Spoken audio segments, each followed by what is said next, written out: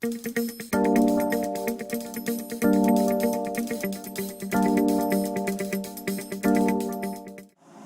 morning.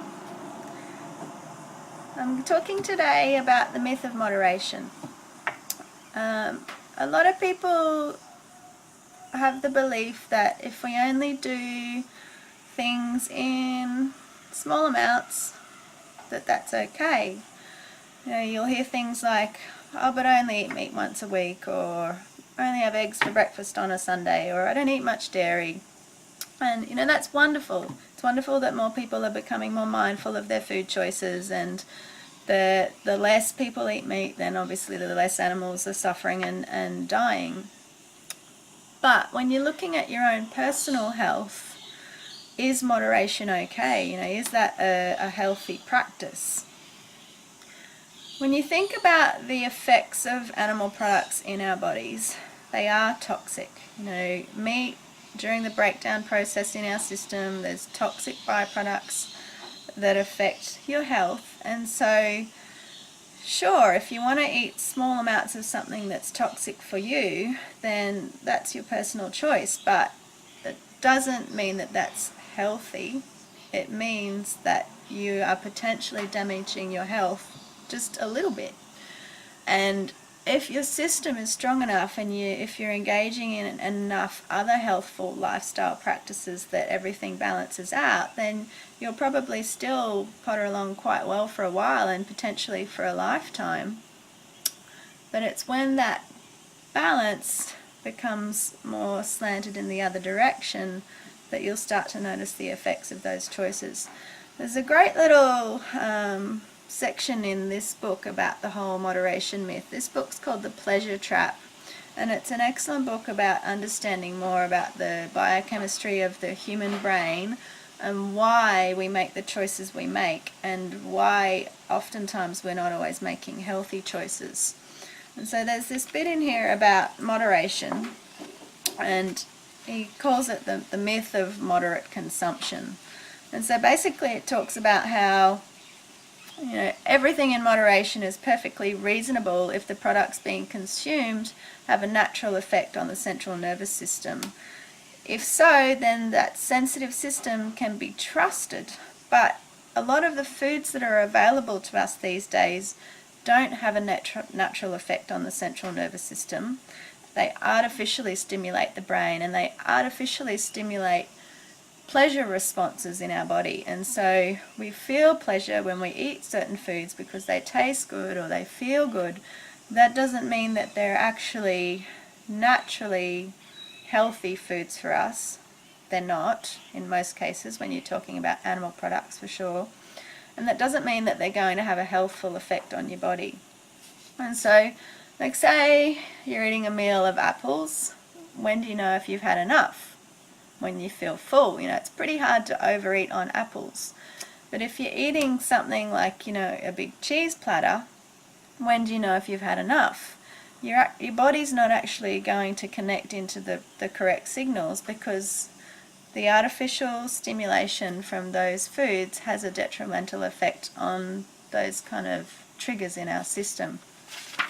And so he goes on to say in this book that, you know, going against moderation might seem a bit extreme, but you know, if you're talking about, say, coffee, you know, a little bit of coffee is only a little bit toxic and results in only a little bit of increased blood pressure, and thus is responsible for only a little bit of an increase in stroke probability. A little bit of alcohol only kills a little bit of the brain with each use, only slightly reducing cognitive capacities, and results in only a small increased risk of death from liver disease or hemorrhagic stroke. And so a lot of people are happy to take those risks. A lot of people are happy with that whole moderation approach because they get pleasure from drinking coffee, or they get pleasure from drinking alcohol, and we're pleasure-driven species. You know, that's what we're set up to look for. And so, you know, if you're going along and you're perfectly healthy and happy while making those choices in moderation, then maybe that's fine for you. But it doesn't mean that those choices are healthy. They are having a toxic effect on your body, and that may manifest at some point. You know, you may end up with hypertension, or you may end up with Alzheimer's disease or cancer. And those kinds of diseases are the result of all of the little steps along the way that eventually your body can't deal with anymore and it starts to break down. And so basically you just need to weigh up, what risks are too great for you, and take into consideration lots of different things like your genes and other daily lifestyle healthy living practices that you engage in. If you're living a really fast-paced lifestyle, really busy job, working long hours, not getting out in the sunshine enough, not getting barefoot in the dirt, then those kinds of moderation choices of coffee or alcohol or animal products in your diet on a daily basis are going to add up a lot more quickly than if you're, say, a farmer who works outside in the sunshine and you're digging in the dirt every day and you're barefoot a lot of the time and you've got an active job and you see your family and there's all of those sorts of things that mean that you're set up for a lot more success because of all of the other lifestyle practices that you're engaging in. And so in that situation, a beer every night might not have a toxic effect on their body for a long time, whereas in the other situation it might show up a lot more quickly because the body is under a lot more stress. It's dealing with a lot of other poor choices as well. So personally, I don't buy into that moderation myth. I think that health comes from making the right choices on a daily basis, and for me, health is a priority. I want to be fit and well. I want to be around to see my kids grow up for a really long time yet. I want to be able to explore a lot more of this planet. I want to be able to wake up and feel energized and excited about every day. I want to be able to do whatever I want to throw myself into with energy and vitality, and I want that to be my case for as long as I am here on the planet. So that's why I make the choices I do, and certainly doesn't mean that I'm perfect.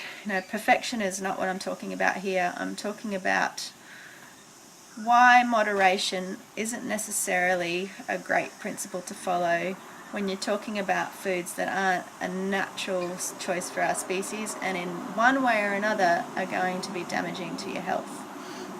So if you're looking at reducing your meat or your dairy or your egg consumption, that's fabulous, but I would really encourage you to go further with that and to look into the benefits that you will gain from going fully plant-based, because the benefits are extraordinary. They are undeniable. There is so much evidence out there proving the benefits of these diets. So many lifestyle diseases these days, like hypertension, cardiac disease, diabetes, even cancer, are being cured by people going plant-based. And so weigh up the evidence, weigh up what feels right for you, decide how many toxic choices you want to make on a daily basis, and then see where that leads you. That's it for today. See you guys.